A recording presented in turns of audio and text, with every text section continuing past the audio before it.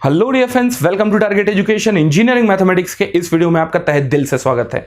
और आज की इस कक्षा में अपन स्टार्ट करने जा रहे हैं द कंसेप्ट ऑफ रैंक।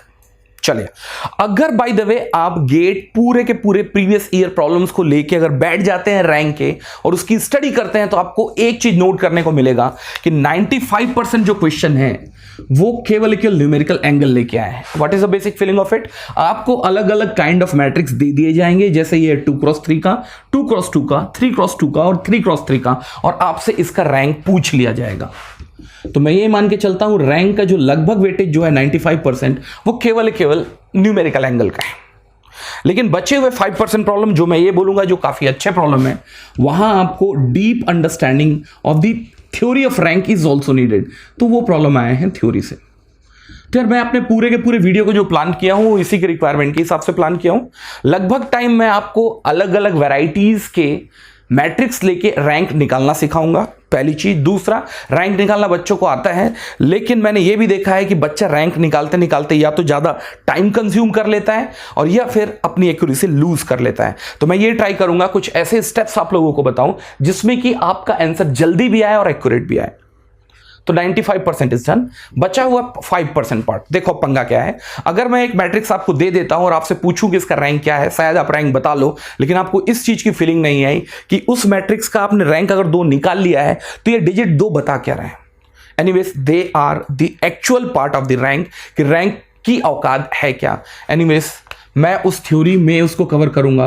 तो put together 95% by taking the various amount of numericals और 5% by taking the deep understanding of theory, you will be able to cover your 100% part of your rank. Is that part clear? चलिए, ज्यादा late किए बिना मैं सबसे पहले rank के definition में आता हूं। ध्यान देंगे, रैंक का मेरे हिसाब से 3 अलग अलग डेफिनेशन मैंने मार्क किया है, but as far as the basic definition of rank is concern, इसके कई अलग अलग डेफिनेशन है। तो आप कुछ नहीं करेंगे, थोड़ी देर के लिए वीडियो पॉज करेंगे, लिखेंगे ऊपर में डेफिनेशन और इस तीनों के तीनों डेफिनेशन को एज इट इज कॉपी करेंगे। इसको लिख सकते हैं डेफिनेशन 1, डेफिनेशन 2 और डेफिनेशन 3। अगर ये वर्डिंग आपको समझ में नहीं आ रहा होगा तो ध्यान देना, it's a column slash row vector. I will repeat it again. Rank का पहला definition, maximum number of linearly independent column slash row vector, that's the first definition. Second one is rank of given matrix A is said to be R if every minor of A with order of R plus 1 is 0. The second definition is, the second part in the same definition, at least one minor of A with the order of R is non-zero. Once this part is over, write down the third definition, and which is nothing but the number of non-zero rows in echelon form of the matrix. So थोड़ा video को pause करेंगे and write down this all 3 definitions in your copy. Do it that. चलिए, तो ये मैं मान के चल रहा हूं कि तीनों का तीनों डेफिनेशन लिख लिया गया है। सबसे पहले आप थोड़ा सा ध्यान देना, इस डेफिनेशन को मैं थोड़ा समझने की कोशिश करूंगा। पूरा तो समझ में नहीं आएगा जब तक मैं न्यूमेरिकल ना लूं और न्यूमेरिकल से इस डेफिनेशन को कनेक्ट ना करूं, लेकिन थोड़ा सा फीलिंग लेने की कोशिश करते हैं। ध्यान देना, maximum number of linearly independent rows और कॉलम, वेक्टर मैंने इसलिए लिखा है कि कल के दिन यही कंसेप्ट यूज होता है वेक्टर स्पेस में, that is why the vector it's also been written. तो वेक्टर अगर नहीं भी लिखते हैं तो किसी भी एक मैट्रिक्स में number of linearly independent rows और कॉलम्स जो होंगे वो होने जा रहे हैं इसके रैंक। चलिए, एक मैट्रिक्स में उठाता हूं यहां, ये है bye the way matrix A 2x2 का। अगर पहले रो का एलिमेंट देखते हैं तो ये 2 है, 4 है, दूसरे रो का एलिमेंट है 3 है, 6 है। अगर मैं ये बोलूं R2 और R1 आपस में डिपेंडेंट हैं क्या? बिल्कुल हैं। कैसे हैं? अगर आप R1 में 1.5 का मल्टीप्लीकेशन कर देते हैं 1.5 तो बन जाता है आपका R2। देखो कैसे, 2 into 1.5 दैट्स 3, 4 into 1.5 दैट्स 6। तो इसका मतलब आपने R2 कोई सोलली या इंडिपेंडेंटली रो जनरेट नहीं किया है, ये रो सीधे सीधे आपके फर्स्ट रो से लीनियरली डिपेंडेंट रो है। तो इसका मतलब अगर मैं मैट्रिक्स A का रैंक पूछूं तो आपको यह देखना होगा कितने लीनियरली इंडिपेंडेंट रोज हैं। तो आपका एक रो तो डिपेंड कर गया दूसरे रो पे, तो लीनियरली इंडिपेंडेंट रो केवल एक है। तो कल के दिन आप रैंक ऑफ A निकालने की कोशिश करते हैं तो इसका रैंक आएगा 1। वो तो छोड़ दो, अगर ये इस पे डिपेंड करता है तो ये इस पे भी डिपेंड करेगा। देखो कैसे, आप चाहो तो लिख सकते हो R1 is equals to of R2 divided by 1.5। तो अगर आप 3 को 1.5 से डिवाइड करेंगे तो आएगा 2, और 6 को अगर 1.5 से डिवाइड करोगे तो आएगा 4। तो यहां से भी देखते हैं तो आपके पास केवल लीनियरली इंडिपेंडेंट रोज जो बचे हैं वो 1 बचे हैं। लेकिन मजेदार चीज ये है कि जब मैं रैंक बोल रहा हूं तो मैं यहां maximum linearly independent number of रोज तो बोल रहा हूं लेकिन कॉलम भी बोल रहा हूं। इसका क्या मतलब हुआ? इसका मतलब यह हुआ कि जितने maximum linearly independent number of rows होंगे उतने ही maximum linearly independent number of column होंगे। ये देख सकते हो, आपने तो केवल ये देखा कि R2 और R1 डिपेंडेंट है। अगर इसमें maximum number of linearly independent row अगर 1 है तो इस मैट्रिक्स की औकात नहीं कि इसका maximum linearly independent number of column 1 या 1 से ज्यादा हो, मतलब 1 से ज्यादा हो। देख सकते हैं। तो यहां अगर आप इसको ऑब्जर्व करेंगे तो एक ऑब्जर्वेशन और भी देखने को मिलेगा कि आपका जो C2 है ना वो भी बकायदा C1 से निकला हुआ है। How it is? C2 is equals to of twice of C1, और या फिर बोल सकते हो C1 is equals to of C2 divide by 2। तो अगर मैं ये देखूं कि linearly independent number of column, तो आपका C2 बना है C1 से, या फिर मैं बोल सकता हूं C1 बना है C2 से। तो ओवरऑल इन इंडिविजुअलिटी आपके पास केवल एक कॉलम एग्जिस्ट करता है। तो वहां से मुझे समझ में आया रैंक जो होगा वो क्या होगा? 1 ही होगा। तो डेफिनेशन से ये समझ में आना कि या तो आप linearly maximum linearly number of independent rows बोल लें या कॉलम बोल लें, और आज के बाद से ध्यान देना बोथ आर सेम। जितने maximum number of linearly independent rows होंगे उतने ही maximum number of linearly independent column होंगे। इसका मतलब आज के बाद से ध्यान देना, कोई आपसे ये पूछ ले maximum linearly independent number of column या पूछ ले मैक्सिमम इंडिपेंडेंट नंबर ऑफ रोज, आप कुछ नहीं, उसको आप निकाल के देंगे रैंक। तो मैंने एक एग्जांपल से तो प्रूफ कर दिया है इसको। ठीक, कई बार देखा है मैंने गेट में पूछ लेगा find the rank of column या फाइंड द कॉलम रैंक, या पूछ लेगा फाइंड द रो रैंक। अरे मेरे भाई, कॉलम रैंक और रो रैंक की वैल्यू हर एक मैट्रिक्स के लिए सेम आएगी। इसका मतलब जितने क्या होंगे maximum linearly independent of rows होंगे उतने ही maximum linearly independent of column होंगे। तो as such there is no distinction between the column rank and the between the row rank, and keep in mind that is why it's called as a rank from here onwards. मैं आज के बाद से ये नहीं बोलूंगा column rank, ये नहीं बोलूंगा रो रैंक, मैं केवल इसको क्या बोलूंगा? रैंक बोलूंगा। लेकिन अगर गेट में कॉलम रैंक पूछ लेता है, रो रैंक पूछ लेता है, so it's nothing but column rank is equals to of row rank and that is equals to of rank itself। Agree करते हैं? अगर बाय द वे मैं इस प्रॉब्लम को अगर उठा के एनालिसिस करूं तो ये प्रॉब्लम तरीके तो है रैंक निकालने के, मैथमेटिकल तरीके। मैं बोल रहा हूं अगर वहां नहीं जाना है और डेफिनेशन को अगर मैं थोड़ा ध्यान दूं तो शायद आपको एक चीज ध्यान देने को मिलेगा कि R3 जो है R2 और R1 से मिलके बने हैं। R3 is equals to of R2 plus R1। तो इसका मतलब R3 का एज सच अपनी खुद की कोई औकात नहीं है। ये लीनियरली कहां से फेच किए गए हैं या एक्सट्रैक्ट किए गए हैं? ऊपर के 2 मैट्रिक्स एक्सट्रैक्ट किए हैं। 4 को 1 से जोड़ो 5, 5 को 2 से जोड़ो 7, 6 को 3 से जोड़ो 9। तो ओवरऑल ये समझ में आता है कि R3 अभी भी क्या है? लीनियरली डिपेंडेंट है बचे हुए 2 मैट्रिक्स पे।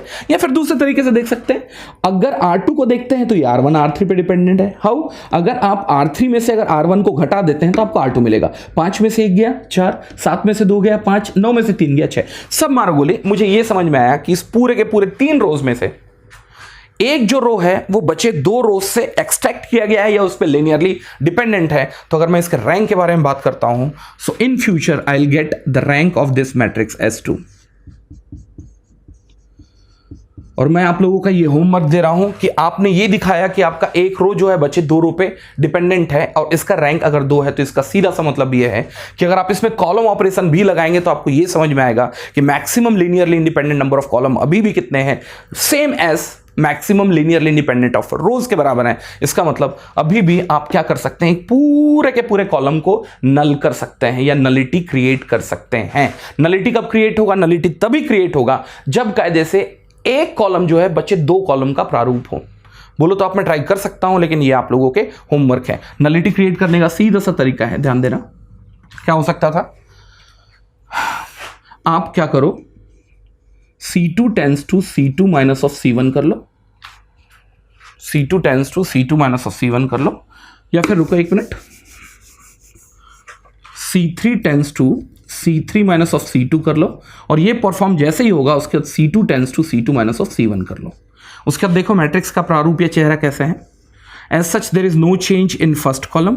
पहला ऑपरेशन था C3 में से C2 को घटा लिया गया और उसको C3 बना लिया गया। वो होगा 3 में से 2 गया 1, 6 में से 5 गया 1, 9 में से 7 गया 2।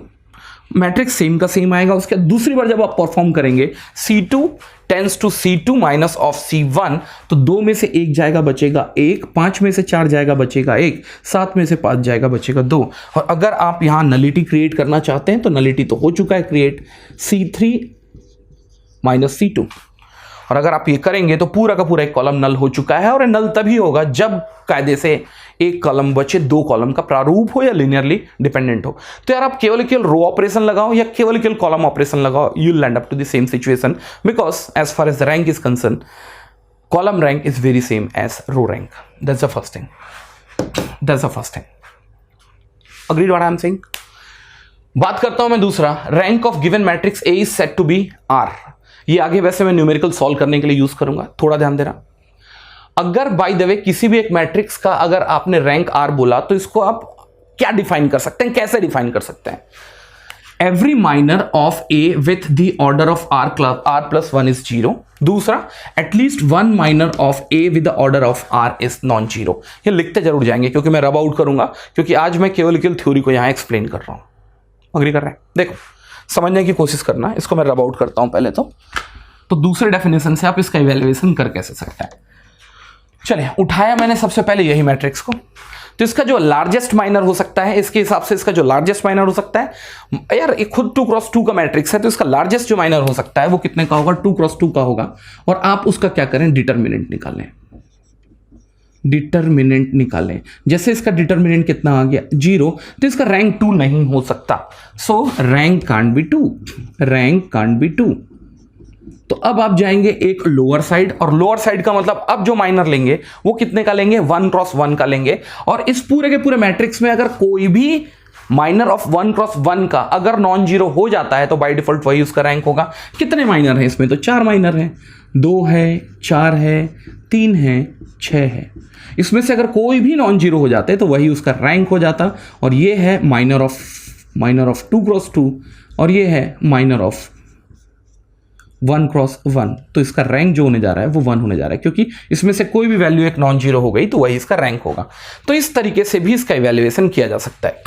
इसको कनेक्ट करते हैं, every minor of A with the order of R plus 1 is 0। देखो इसका रैंक कितना है? 1 आया है। तो इसका मतलब आप कोई सा भी माइनर रैंक प्लस 1 का लें, इसका मतलब 1 + 1 बोले तो 2 का लें, उसका जो क्या होना चाहिए? वर्थ होना चाहिए, वो 0 होना चाहिए। बिल्कुल है इसका 0। दूसरी चीज, at least 1 minor of A with order of R is non zero. इसका मतलब अगर आपने रैंक 1 लिखा है तो कम से कम 1x1 का एक माइनर जो हो वो नॉन जीरो हो। कम से कम का मतलब यह है कि भाई यहां अगर देख रहे हैं मॉड ऑफ 2 नॉन जीरो है, बाकी सब जीरो भी होते तब भी इसका रैंक क्या होता? 1 होता। आगे मैं न्यूमेरिकल लूंगा, things will be even clear. Agree करते हैं? सिमिलरली अगर बाय द वे मैं बात करता हूं इस टाइप के मैट्रिक्स में भी, तो इस टाइप के मैट्रिक्स में भी कुछ नहीं करना। अगर आपके पास 3x3 का अगर मैट्रिक्स है तो डेफिनेटली जो सबसे बड़ा माइनर बन सकता है आपके प्रॉब्लम का वो बन सकता है 3x3। आप निकालें इसका डिटर्मिनेंट 1 2 3 4 5 6 5 7 9 और डिटर्मिनेंट निकालते ही पता चलेगा इसकी वैल्यू है 0। तो इसका रैंक 3 तो नहीं हो सकता, रैंक कांट बी 3। अब जाएंगे आप इसके 2x2 के माइनर के पास, या फिर मैं बोलूं रैंक को 1 से आप डिडक्ट करेंगे। तो आप इसमें से ऐसा कोई सा भी माइनर 2x2 का सिलेक्ट कर लो। कितने माइनर बनेंगे भाई? पहला माइनर बनेगा, ध्यान देना, 1 2 4 5। दूसरा माइनर बन सकता था 2 3 5 6। तीसरा माइनर बन सकता था 1 3 4 6। चौथा माइनर बन सकता था 1 2 5 7। सिमिलरली 1 3 5 7। तो ऐसे इसके कई माइनर्स बन सकते थे। तो मैंने क्या लिया है? देखो 1 2 5 7, ये भी ले लो 1 2 5 7। सो ये कितने भी कुछ नहीं करना है आपको, एक सर्टेन रो और सर्टेन कॉलम को पिक करके वहां से क्या करना है? इसके माइनर्स निकालने। तो इसके कई माइनर्स हो सकते थे। इसमें से अगर आपने एक भी माइनर का वर्थ अगर नॉन जीरो प्रूव कर लिया तो यहां से माइनर की वैल्यू जो होगी वही रैंक हो जाएगी। तो देख सकते हैं इसका वर्थ जो है वो 0 के बराबर नहीं है। तो एज सच आपको पूरे के पूरे मैट्रिक्स के माइनर पिक करने की जरूरत नहीं है। मैट्रिक्स को आप वहीं एज इट इज रहने दो, जैसे यही रहने दो, और थोड़ा चेक कर लो ना कि इसका डिटर्मिनेंट 0 है क्या? नहीं है इसका डिटर्मिनेंट 0, तो इसका जो रैंक होने जा रहा है वो क्या होने जा रहा है? 2। तो यहां से थोड़ा समझ में आया होगा। अगर इस मैट्रिक्स का अगर रैंक 2 है, इसका मतलब क्या लिखा हुआ, at least one minor of A with order of R, इसका मतलब एटलीस्ट एक माइनर 2 क्रॉस 2 का डिटरमिनेंट क्या होगा, नॉन जीरो, एटलीस्ट वन, एक भी प्रूफ कर लिए तो वही इसका रैंक होगा। और अगर इस स्टेटमेंट को पढ़ते हैं, every minor of A with order of R plus 1 is zero, इसका मतलब अगर आपने रैंक 2 निकाला है तो जितना भी माइनर 2 + 1 का बोले तो 3 क्रॉस 3 का बनेगा, उसका डिटरमिनेंट क्या होना चाहिए, जीरो होना चाहिए। अगर ये 3 क्रॉस 3 का है तो केवल एक माइनर बनेगा और उसका डिटरमिनेंट जीरो होना चाहिए। एनीवेज, इस फंडामेंटल को मैं यूज करूंगा आगे इवैल्यूएशंस के लिए, या आगे मैं कैलकुलेशन के लिए इसको क्या करूंगा, फ्रिक्वेंटली यूज करूंगा, ठीक।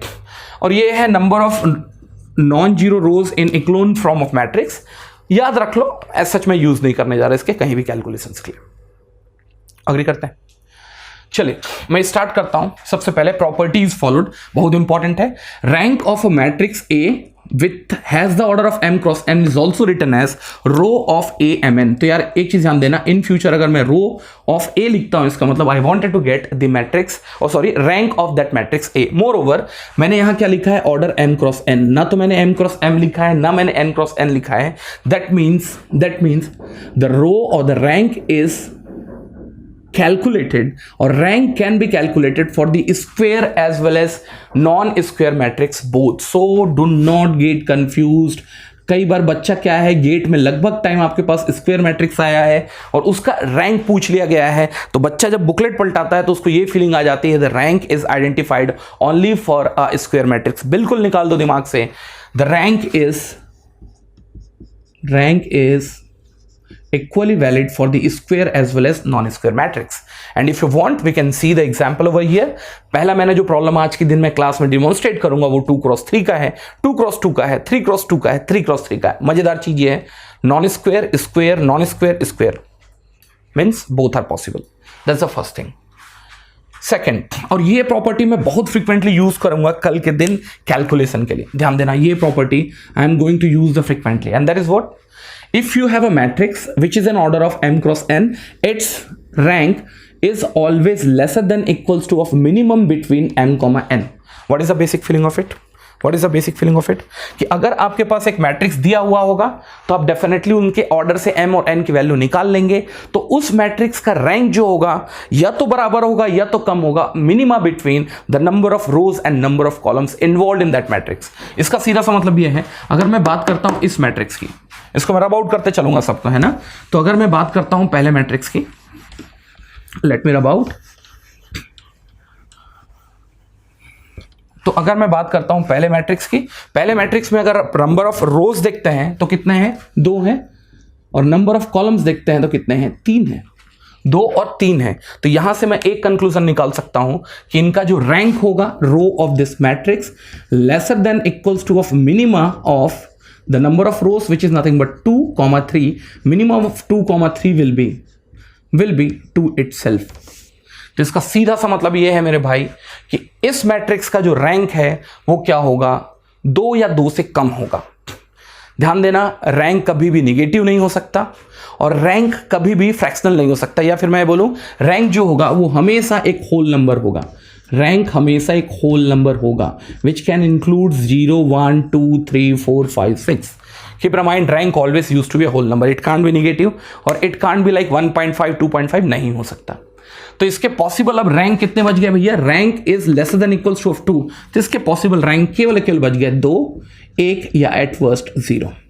तो कल के दिन ऐसा है कि अगर ये प्रॉब्लम आपसे पूछ लिया गया और 4 ऑप्शंस दे दिए गए, तो अगर कोई बच्चा इसमें अगर रैंक की वैल्यू 3 लिख के आता है तो बेवकूफी की हद करके आ रहे हो। रीजन कि इसका रैंक जो होगा, जो भी हो, 2, 1 और 0 के अलावा कुछ भी नहीं हो सकता। सिमिलरली अगर मैं बात करता हूं इस मैट्रिक्स की, तो इस मैट्रिक्स में number of rose and number of columns क्या है, दोनों के 2 हैं। आप इनका मिनिमा भी निकालेंगे तो वैल्यू आएगी 2।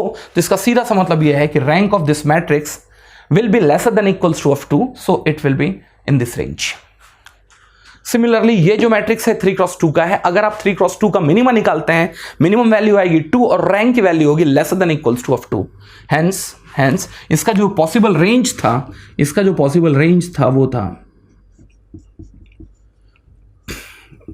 2 से नीचे इंक्लूडिंग 2।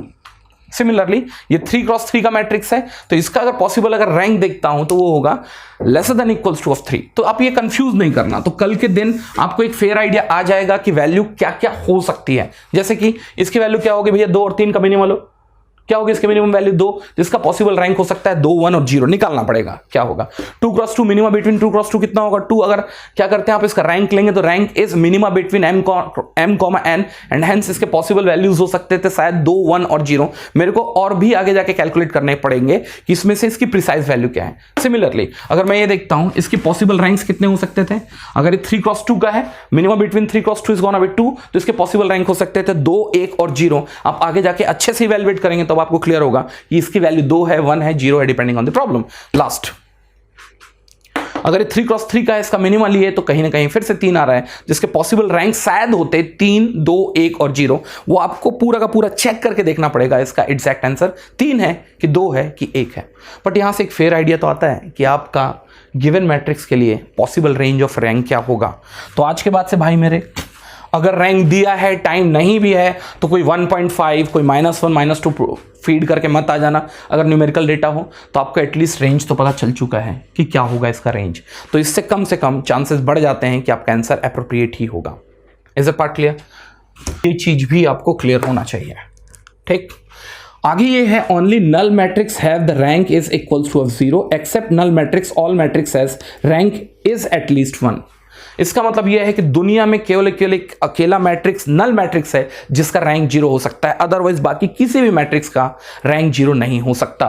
तो अगर बाय द वे आप 1, 2, 3, 4 अगर चारों के चारों मैट्रिक्स का अगर कीनली ऑब्जर्वेशन करें तो मैंने केवल एक मैट्रिक्स ही जो लिया है वो क्या है, एक नल मैट्रिक्स है। और मैंने पहले ही देखा है as per the definition null matrix का रैंक कितना होता है, 0 होता है। सिमिलरली अगर आप इस मैट्रिक्स के बारे में बात करें तो इसका रैंक जो होगा वो lesser than equals to of 2 होगा, लेकिन 0 नहीं होगा। क्यों? क्योंकि इस पूरे के पूरे मैट्रिक्स में अगर एक भी एलिमेंट नॉन जीरो हो गया तो ये मैट्रिक्स नल मैट्रिक्स नहीं रह जाएगा, और अगर ये मैट्रिक्स नल मैट्रिक्स नहीं रह जाएगा तो इसका रैंक एटलीस्ट 1 तो होगा। तो मैंने अपने रेंज को और भी कन्फाइन कर लिया। इसका क्या मतलब है कि केवल इसके 2 पॉसिबल सॉल्यूशन थे, 0 तो था ही नहीं, laser than equals to of 2, इसका मतलब केवल पॉसिबल आंसर 1 एंड 2। तो देखो पहले से और आसान हो गया प्रॉब्लम। सिमिलरली इसके पॉसिबल रेंज केवल क्या हो सकता था, laser than equals to of 2। अब मैंने ये देख लिया नल मैट्रिक्स नहीं है तो इसका रैंक 0 नहीं हो सकता, तो इसके पॉसिबल रेंज हो गए कितने, excluding 0 and including 2 from 0 to 2, so it could have 1 and 2। देखो अब आसान हो रहा है ना प्रॉब्लम पहले से। तो मैं ये बोल रहा हूं कि हिट एंड ट्रायल से आपको यहां तक पहुंचने को समझ में आ गया कि आपके पॉसिबल रैंक केवल 2 बच गए। यहां तो देख के समझ में आ रहा है नल मैट्रिक्स है, बिल्कुल लिखो रैंक 0, और यहां क्या होगा laser than equals to of 3 from the concept of minima between m, n, और 0 नहीं हो सकता तो पॉसिबल वैल्यू हो सकती थी 1, 2 एंड 3। क्या होगी प्रिसाइजली अपन आगे देखेंगे। तो ये ध्यान देना, थोड़े दोनों कंपोनेंट को ध्यान रखोगे तो कल के दिन कैलकुलेशन बड़ा आसान होने जा रहा है। ठीक है, और आगे है the algebraic properties followed by the rank, और ये मेरे काम का भी है क्योंकि आगे जाके 5% के कई प्रॉब्लम यहां से आए हुए हैं। देखेंगे अगर बाय द वे आपने मैट्रिक्स ए और मैट्रिक्स बी का मल्टीप्लीकेशन करके एक नया मैट्रिक्स ए बी फॉर्म किया है और उसका रैंक निकाला है, तो ये हमेशा छोटा होगा या बराबर होगा the rank of A and rank of B के मिनिमम वैल्यू से। इसका मतलब यह है कि कल के दिन अगर आपने क्या बोलूं मैं, अगर आपने रैंक ऑफ ए निकाला है वो कितना निकला है 3, और रैंक ऑफ बी निकाला है वो निकला है 2, तो आपने एक नया मैट्रिक्स ए और बी को मल्टीप्लाई करने के बाद अगर उसका रैंक निकाला है तो उसकी वैल्यू होगी minima between 3, 2 and minima between 3, 2 is gonna be 2, तो इसकी वैल्यू जो होगी वो lesser than equals to of 2 ही होगी। Is it part clear? Similarly अगर बाय द वे इसी सीक्वेंस में अपन आगे जाते हैं and now we take the next problem. If you have got a matrix A and B and now you have fabricated a new matrix by their addition, keep in mind their rank will be lesser than equals to of the sum of the individual rank. Is that part clear? Moreover, अगर आप यहां देखते हैं dimension is equals to of rank plus nullity, आगे जाके मैं use करूंगा तो ये भी आपके काम का एक आउटकम होगा। और नेक्स्ट जो है बहुत इंपॉर्टेंट आउटकम है कि अगर आपने एक मैट्रिक्स ए लिया और उसका रैंक निकाला और उसके ट्रांसपोज का रैंक निकाला, that's gonna be very same. Why? अगर आपने एक मैट्रिक्स ए का अगर ट्रांसफॉर्मेशन किया, इसका मतलब आपने उस कॉलम वेक्टर स्पेस को रो वेक्टर स्पेस में चेंज कर लिया है या रो वेक्टर स्पेस को कॉलम वेक्टर स्पेस में चेंज कर लिया है। और आपको यह पता है कि चाहे आप कॉलम रैंक निकालें या रो रैंक निकालें, they used to be very same. इसलिए ए ट्रांसपोज और ए का रैंक भी क्या होगा, बहुत सेम होगा। लेकिन इसके साथ ये दो कंपोनेंट बहुत इंपॉर्टेंट है, वो याद कर लेंगे। That means if a transpose of a matrix A gets multiplied with the actual matrix, then the new matrix is formed, and अगर आप उसका rank निकालते हैं as such there is no change. That means the rank of A transpose is equals to rank of A, which is equals to of rank of A into A transpose, which is equals to of rank of A transpose into A, is one of the important outcome. अब ध्यान देना, मैंने linearly dependent बार बार बोला है। Linearly dependent का मतलब होता क्या है, थोड़ा समझने की कोशिश करना। लीनियरली डिपेंडेंट का मतलब होता है कि आपका कोई रो या कोई कॉलम, जैसे मैंने एक छोटा सा एग्जांपल ले लिया, बाय द वे यही ले लिया, मैं R3 को R1 R2 पे डिपेंडेंट तभी बोल सकता हूं जब R3 को R1 के साथ किसी एक रियल वैल्यू, R2 के साथ किसी एक रियल वैल्यू के साथ मल्टीप्लिकेशन फॉर्म करने के बाद लीनियरली एक्सट्रैक्ट कर लिया जाए। जैसे कि अगर छोटा सा एग्जांपल यहां देखता हूं तो मैंने यहां क्या लिखा है, R3 is equals to of R1 plus of R2, और यहां जो मल्टीप्लायर फैक्टर है जो मैंने अल्फा लिया है वो कितना है, 1 है, और यहां जो मल्टीप्लायर फैक्टर बीटा है वो क्या है, 1 है। अगर ये पॉसिबल है, इसका सीधा सा मतलब ये है कि R3 R1 R2 पे लीनियरली डिपेंडेंट है। कोई ये मत लिख लेना +2 +3, नहीं, ये केवल इस फैक्टर से क्या होना चाहिए, कनेक्टेड होना चाहिए, जहां अल्फा और बीटा कोई भी रियल वैल्यू हो सकती है, पॉजिटिव, निगेटिव, 1.5 -1.5 2/3 कुछ भी हो सकते हैं, they could be any real value. Similarly अगर कॉलम को देखते हैं तो कॉलम भी ऐसा ही है। जैसे अगर मैं बोल रहा हूं C3 जो है C1 और C2 पे डिपेंड करता है, जिसका मतलब C3 को C1 और C2 से एक्सट्रैक्ट कर लिया जाए किसी भी तरीके से, कोई भी मल्टीप्लायर फैक्टर्स लेके, तो यहां तो सीधे देख के समझ में आ रहा है C3 is equals to C1 plus C2 and put together the value of alpha 2 is 1 and beta 2 is 1। ठीक है। मोरओवर एक छोटा सा डेफिनेशन और भी लिखा है मैंने, वो क्या देखेंगे, वो है कॉलम और rank of a matrix A is also called dimension of that column और रो स्पेस। वैसे ध्यान देना, वेक्टर स्पेस भी आप लोगों के काम का है, थोड़े बहुत क्वेश्चंस पूछ रहे हैं, तो अगर आपको एक वेक्टर स्पेस मैट्रिक्स के फॉर्म में दिया हुआ है तो उसका जो कॉलम या रो का रैंक है, एनीवेज दोनों सेम होते हैं, they are also called the dimension of the column और row space. Is that part clear? तो मेरे हिसाब से अब आपको एक फेयर आइडिया आ गया होगा कि मुझे इस टाइप के कंसेप्ट्स में करना क्या है। ठीक है। अब मैं लेता हूं कुछ क्वेश्चंस, और क्वेश्चंस को सॉल्व करने के लिए मेरे हिसाब से मैंने बनाया है एक वर्किंग रूल। वर्किंग रूल क्या है, तो मैं सबसे पहले ये बोलूंगा, ये दोनों का इनपुट आप सबसे पहले वर्किंग रूल में पहला मेथड बनाएं या पहला स्टेप बनाएं, और जैसे ये होता है उसके बाद आप यूज करें द कंसेप्ट ऑफ माइनर्स और देयर डेफिनेशंस। ये ठीक है।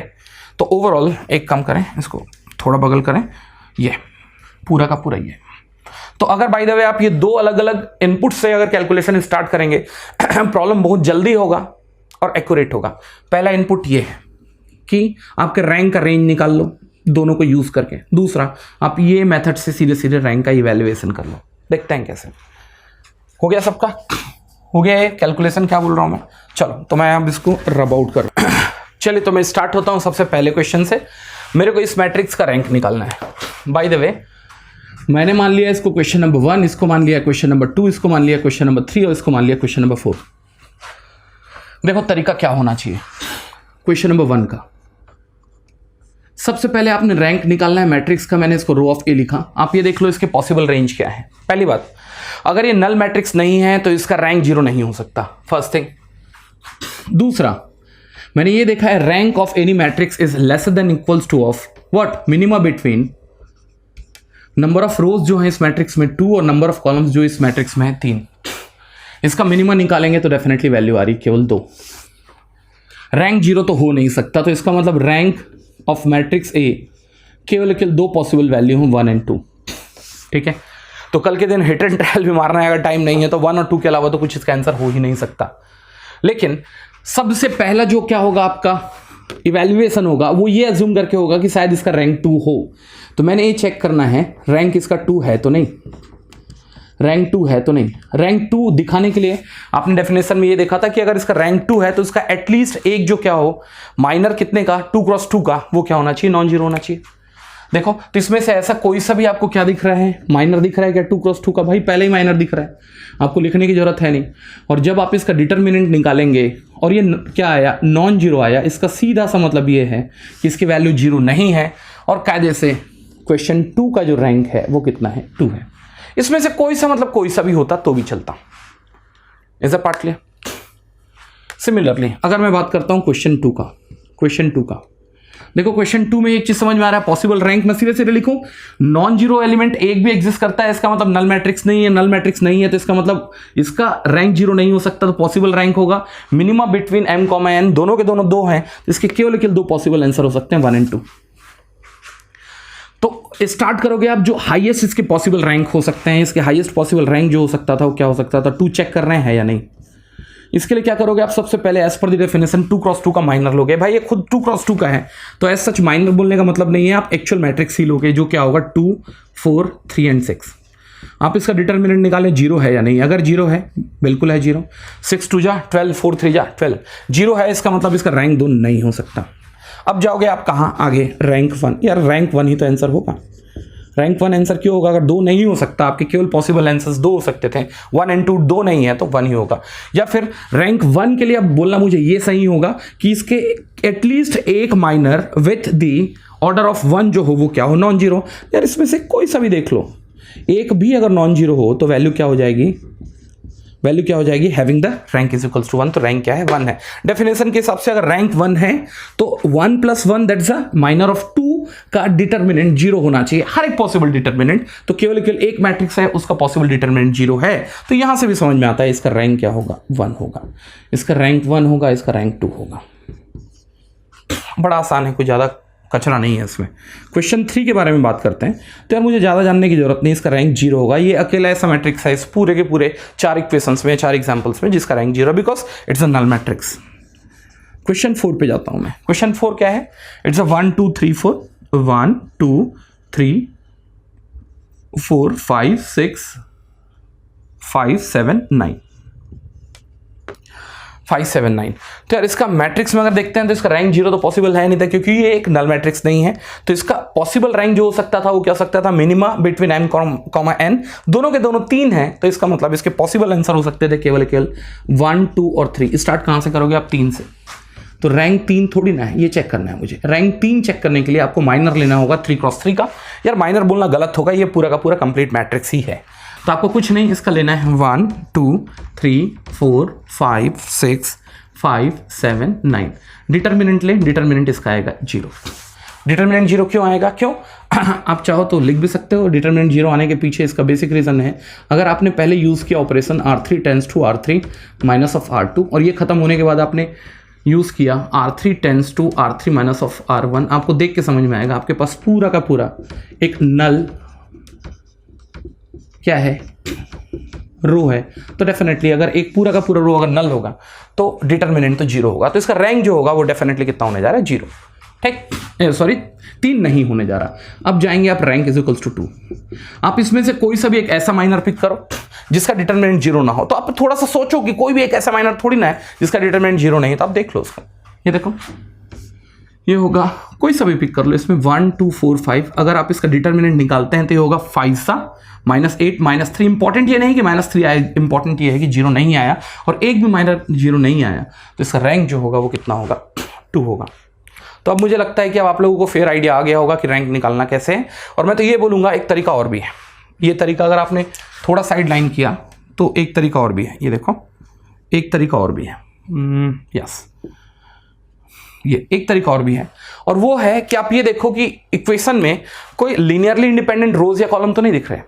इसका मतलब ऐसा तो नहीं है कि कायदे से कोई एक रो बचे हुए रोज से या एक कॉलम बचे हुए कॉलम से क्रिएट हुआ। यहां तो है, जैसे कि आपका जो R3 है R1 R2 से क्रिएट हुआ है, यहां तो है 3 6 2 4 से क्रिएट हुआ है, यहां नहीं है प्रोबेबली। तो उससे होगा क्या, जितने भी रोज लिनियरली डिपेंडेंट होंगे बाकी में वो काउंट ही नहीं होंगे रैंक में। जैसे इसका रैंक तो 3 नहीं हो सकता था, क्यों, क्योंकि 5 7 9 कहां से आए थे, 4 5 6 और 1 2 3 से आए थे। तो इसका रैंक तो कायदे से आपने बोला था laser than equals to of 3, 0 नहीं हो सकता, लेकिन 3 भी नहीं हो सकता क्योंकि एक जो रो है वो बाकी दो पे तो डिपेंड करता है।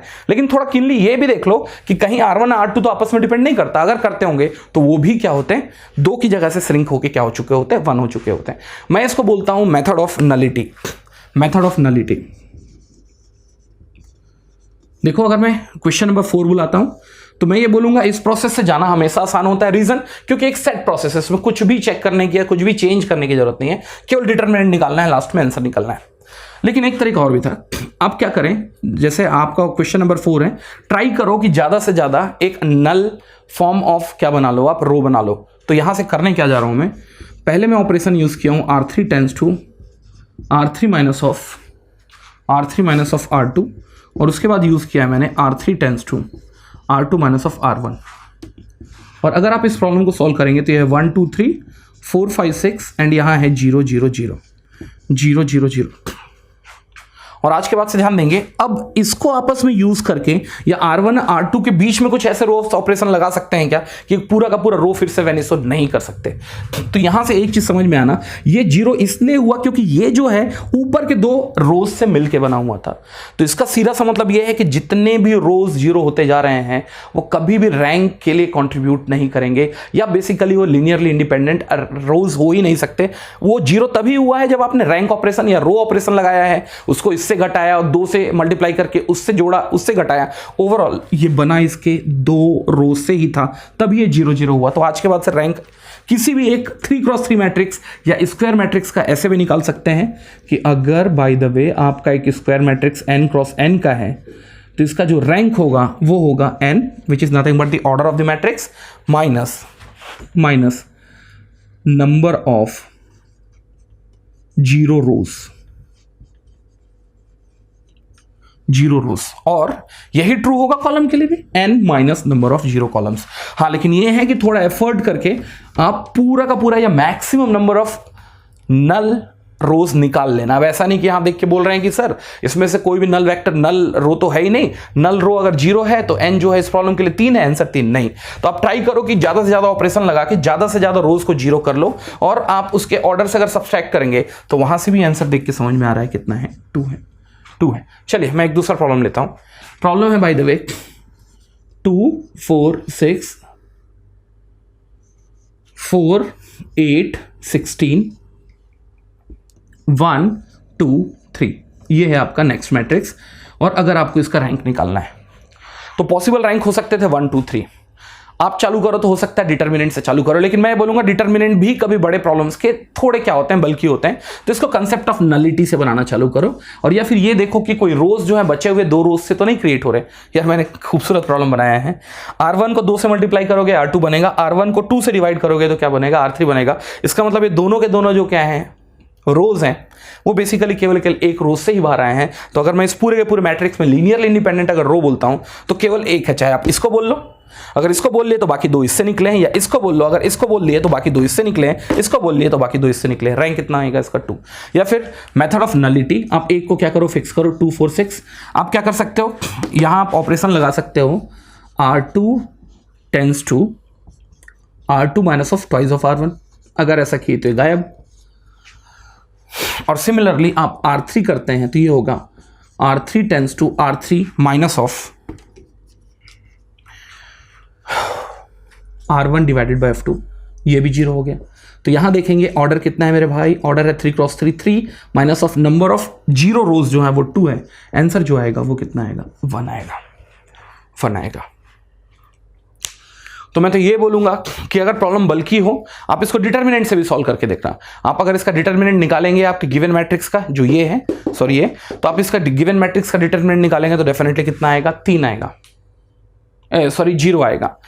अब इसमें से आप 2×2 के जितने भी माइनर उठा लो, इसको उठा लो, इसको उठा लो, इसको उठा लो, इसको उठा लो, हर एक माइनर का वर्थ 0 ही आने जा रहा है। क्योंकि अगर एक भी माइनर ऑफ 2×2 का वर्थ अगर नॉन 0 आ गया तो रैंक 2 पे सेट हो जाएगी। कर लो जो करना है। 2 4 1 2, 4 6 2 3, 8 16 2 3, सब के सब जितने भी आप क्या लेंगे 2 क्रॉस 2 के माइनर्स लेंगे उनका डिटर्मिनेंट 0 ही आएगा। तो इसका मतलब 3 डिटर्मिनेंट से निकाले नहीं हो सकता। रैंक 2 के लिए आपने चेक किया डिटर्मिनेंट से एक भी 2 क्रॉस 2 का माइनर अगर 0 नहीं हुआ, नॉन जीरो हुआ, तो इसका मतलब इसका रैंक 2 भी नहीं हो सकता। तो ला के टिकेंगे कहां 1 पे, बट उस समय तक काफी लेट हो चुका होगा। हमारा समझ में, अगर आप इसको यहां से जज नहीं कर पाए तो काफी लेट हो चुका होगा, क्योंकि आपको सब माइनर के डिटर्मिनेंट्स निकालने होंगे और सब 3 क्रॉस 3 के माइनर का डिटर्मिनेंट निकालना होगा। शायद प्रॉब्लम विल टेक टाइम। मेरे हिसाब से फेयर आइडिया आ गया होगा कि इस टाइप के प्रॉब्लम को करना कैसे। So you should have the fair idea about the rank. आगे मैं न्यूमेरिकल्स के साथ मिलूंगा गेट में। Thank you very much.